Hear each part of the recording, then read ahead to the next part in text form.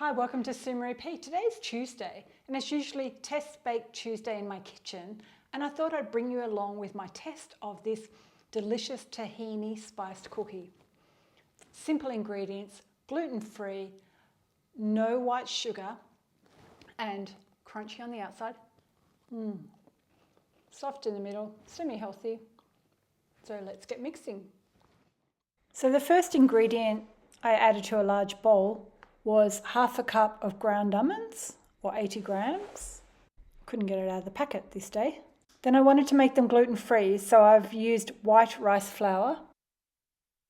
So there's only 50 grams, which is about a third of a cup of flour in this recipe, so there's not a great deal.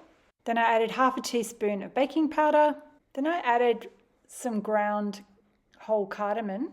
I love cardamom, so I added half a teaspoon, but you can leave this out. Then I had some ginger, half a teaspoon. I'm a bit slow going today. Here's my cinnamon, half a teaspoon of the cinnamon.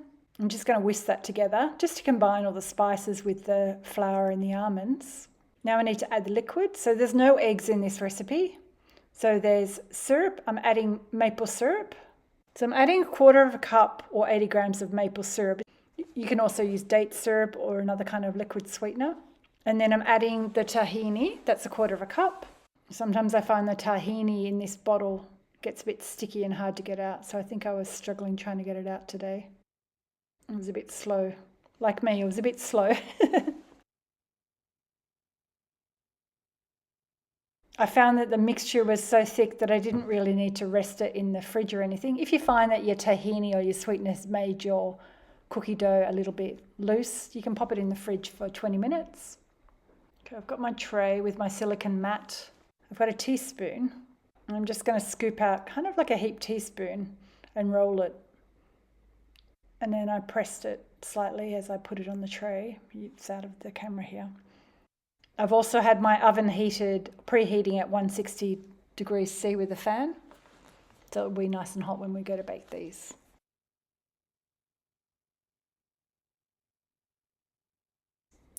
So they're all done, and as I was rolling them, I decided that it would look pretty if I flattened the top of them with a fork imprint.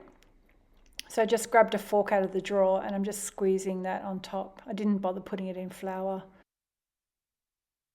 It seemed to work okay. I apologise for not having the camera angled down a bit better.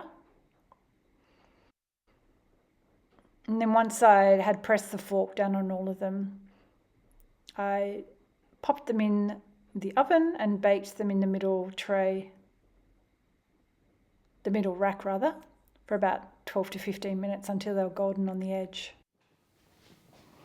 They're all cooked, so why don't I try one? They're delicious. Crunchy on the outside, soft on the inside. You've got that nutty sesame seed type taste, slightly sweet, but not too sweet. Absolutely delicious. I'm going to share this with you and let me know in the comments below if you've got any other simple cookie ideas that you want me to share. Thanks for watching. Hej då from Sweden.